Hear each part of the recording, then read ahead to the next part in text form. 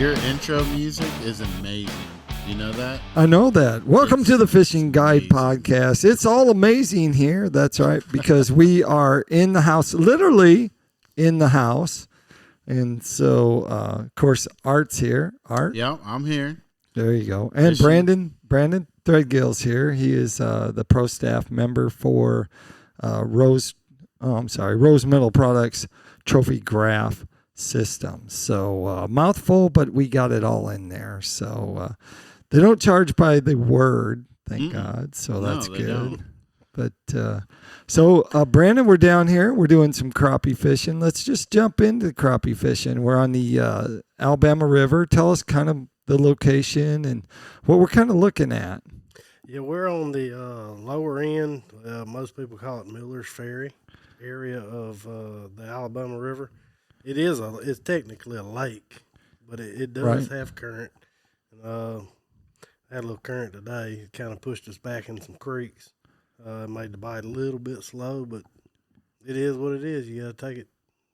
And word on the street is Art caught one. Yeah, Art did catch one. Can you confirm that? Yeah, he absolutely can. And he caught it live scoping, didn't he? Yes. Yeah. So is that your first? Look at that. Is that your first fish? No, I caught one live scoping last But time. I mean that you saw. Like you saw the lure. It was actually. My first big slab where everything lined up. Where I was using my feet on the top of the graph. I was lining in that lure. Right. And I was just ran right over her, and she took it, and she made a big crucial mistake. Yeah. Now well, that was not here? That was here. Yeah, that was here. That was here. Your first one. Mm-hmm. Wow. I'll be darned. Usually we don't talk about virgins on our podcast, but tonight we have one. But it's good that you're not a rookie anymore. No, I'm not. So I'm a sophomore. There you go. Hey, you go out tomorrow, you might be a junior. Yeah, I'll go and be a junior tomorrow. You might be fishing against me next year. That's right. Let's talk some about live scope fishing. Of course, you have Garmin, so we'll say live scope fishing. The other end of that is the active target or the Humminbird Live if it's available and you have it. But the other two units, we do know that there's plenty of them out there. So give us three tips to live scope fishing. I'd probably say the first and most important tip is time. Time on the water. It's hard to replace time. Settings, minimal settings. I use minimal settings. All the extra stuff on LiveScope I use as little as I can get away with.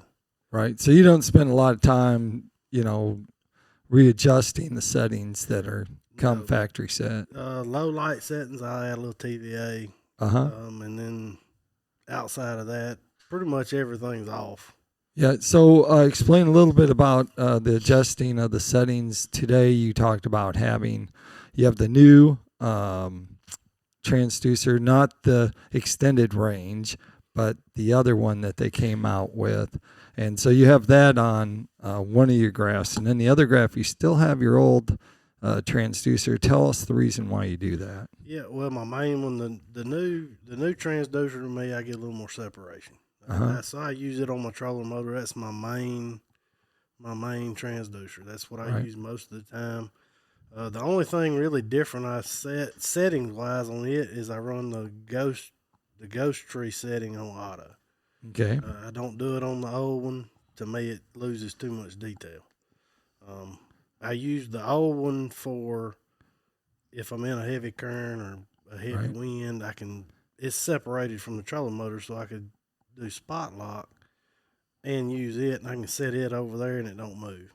Right. And what brand? I know you have. What brand is that? So you have a separate holder. It is a LS mounts. Okay.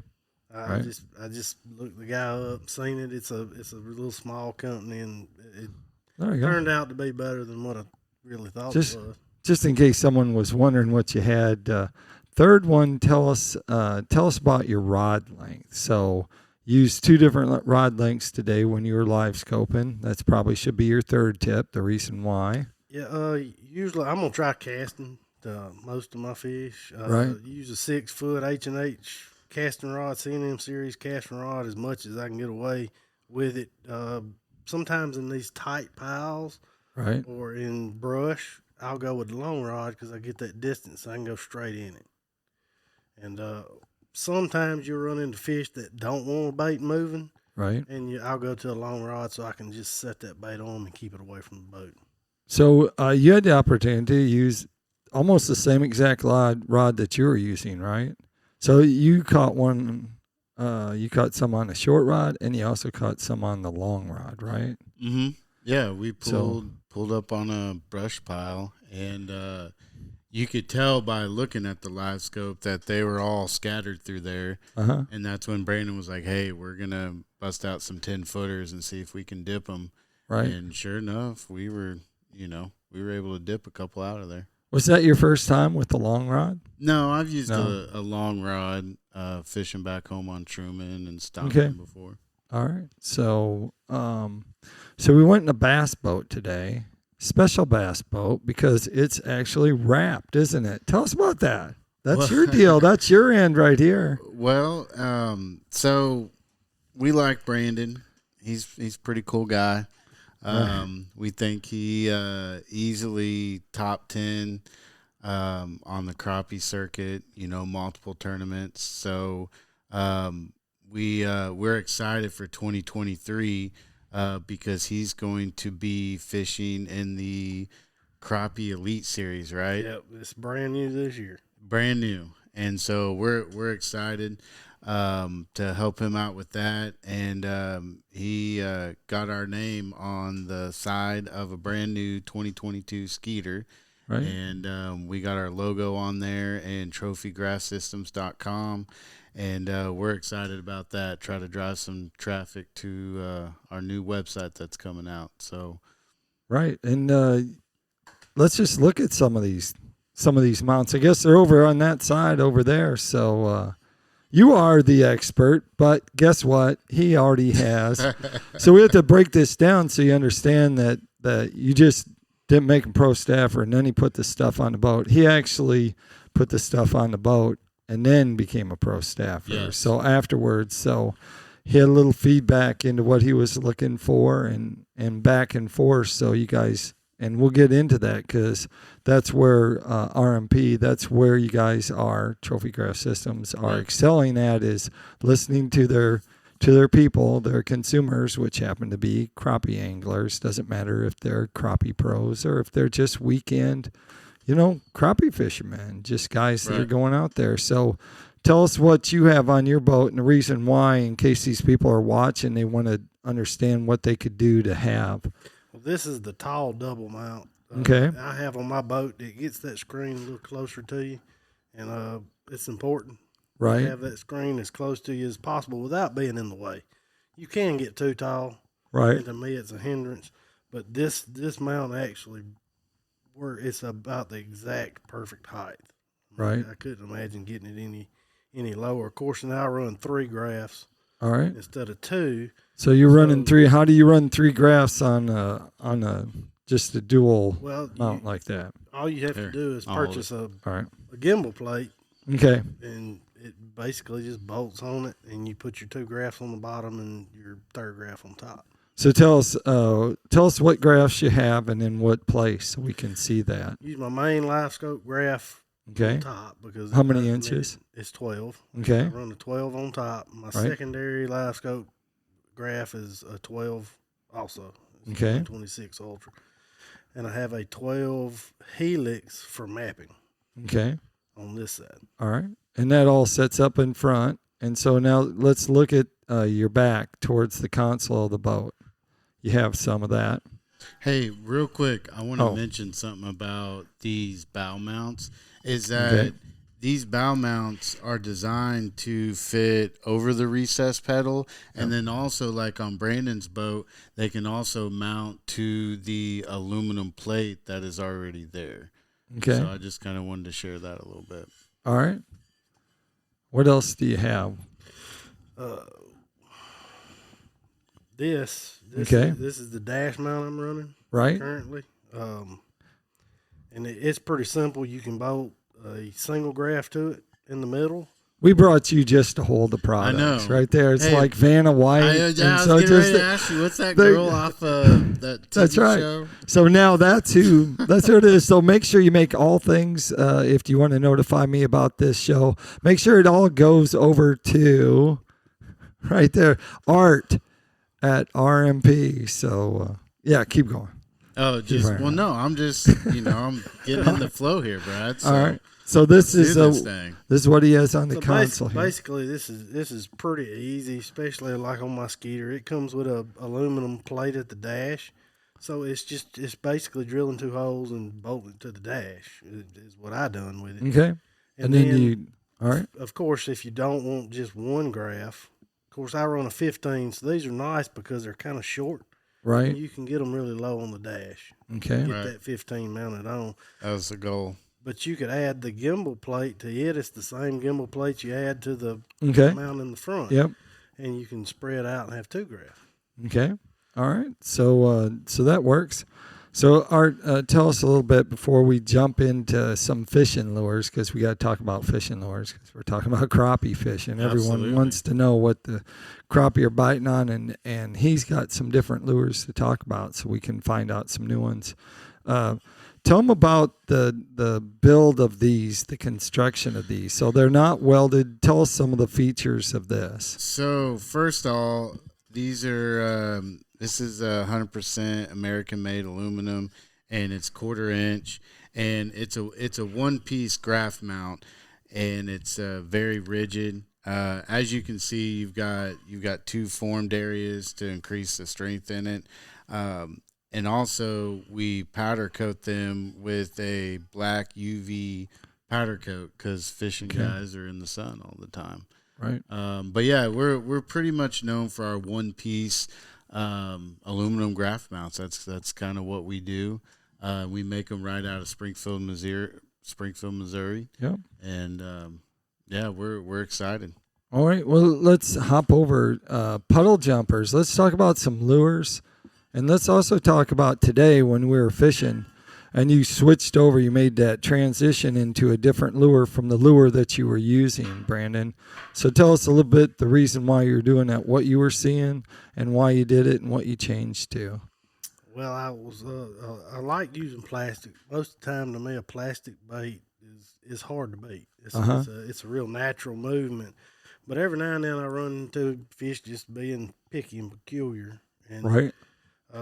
Sometimes a little bit of hair at the end, a little bit of that fine movement of that hair sometimes triggers fish. And, I gotcha. And that's all it's about. I'll swap. I might sit on a fish and swap 10 or 15 baits until I find the one that works. And sometimes you don't find the one that works. Sometimes you got to move on. Right. So talk about colors too. Of course, we're down here and the lake is not this lake is not the clearest lake there is in the United States. And so tell us a little bit about that. Yeah, to me, color is not as important as profile. I will add color as the water gets dingier, just as a way for that fish to see you a little further out. If they're feeding good, I'll go black. I'll throw black and chartreuse all the time. Right. If they'll bite it. But sometimes you need to dial it back and get a little more natural. But to me, profile is more important than color. Down here on the Alabama River, are you using some of the larger baits that they started coming out with? Maybe the ones that are real popular at Grenada now, that they're getting that 3-inch bait and some of those larger ones, like, gosh, they just got all kinds of them out there. But the larger baits, a larger profile. Yeah, I use a gator shad by Puddle Jumper. I use a lot, especially if I'm tournament fishing. I'm going for just bigger fish. Right. Sometimes them bigger fish seem to respond to that bigger profile bait better than they do a small one. And the gator shad is a shad size bait. It's 3 inches. It's pretty big. So paddle tail or curl tail? Well, it's got kind of for you, paddle tail or curl tail. But you could only have one. and Art was fishing with you, and you wanted to use one that catches more fish than Art, which one would you use? It would not be a curly tail. All right. When would you use the curly tail? Trolling, long line trolling. Yeah. About when I use curly tails. Outside of that, I don't know that I've ever used a curly tail. Outside of trolling. Oh. So not as much casting here, targeting, reeling back, or I cast. Are you using? I still just don't. I don't use curly tails casting. Right. I think that subtle movement. Sometimes you need a bait to go by fast without a lot of movement. Right. It triggers a response. I see. So we've talked about colors. What do you think we've missed? If you were to tell someone and how to catch more crappie, what is something that we haven't talked about that we should mention when it comes to crappie fishing?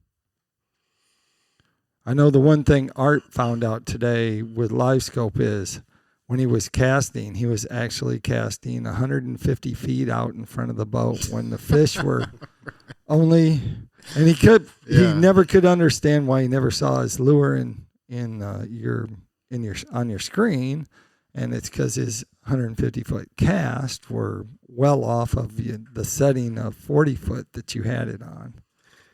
I'm gonna say probably if I had to tell anybody anything about crappie fishing to make you better. I know there's been a lot of debate over the last while about LiveScope, and there's people out there that hate it. Right. Is time on the water, and I will say I have learned more about crappie watching them on LiveScope than I ever could have learned, no matter how much time I spent on the water. Yep. So time on the water is important. I learn something every day with crappie fishing on the water. Right. So as much time as you can spend is probably the biggest thing to crappie fishing. That takes us up to tackle time, because tackle time sponsored by PICO Lures. Of course, they have a full line of soft plastic baits you can find there. They also have a line of hard baits. It includes the PICO INT deep diving crankbait, which happens to be the hottest crankbait right now you can get out there. So I'm pretty excited about having that product. But they also have some fishing tackle for bass lures or walleye fishing or white bass, striper, you name it. Any kind of game fish, they have it. You can check out their lures at picolures.com. If they wanted to find out more about Rose Metal products, trophy graph systems, where would they go, Art? Well, I can tell you this much. I take great pride in, you can call me directly. Right. And I'll be more than happy to answer all your questions. Like fishing tip questions? Or are you talking about graph questions? No, I'm primarily talking about graph questions. Okay. Or I get a lot of fellas that call me and want real live measurements, because they're making sure when they buy our product that it is going to fit on their boat. You can find us at rmpstore.com under Trophy Graph Systems. Also, we're getting ready to release and launch our new trophygraphsystems.com website. Yep. That should be up and running here shortly. Okay. And Brandon, if they want to check out more about you, social media, where would they check that out at? Facebook is where I probably spend most of my social media time. I do have TikTok, and I do have Twitter, and I do have Snapchat, and all the other ones. So you can look me up pretty much on any of them, Brandon Threadgill, and I'll be there, and you can ask me a question or message me or whatever. All right. Sounds good. Like I always like to end the show, make sure you keep your hook sharp and your lures in the water.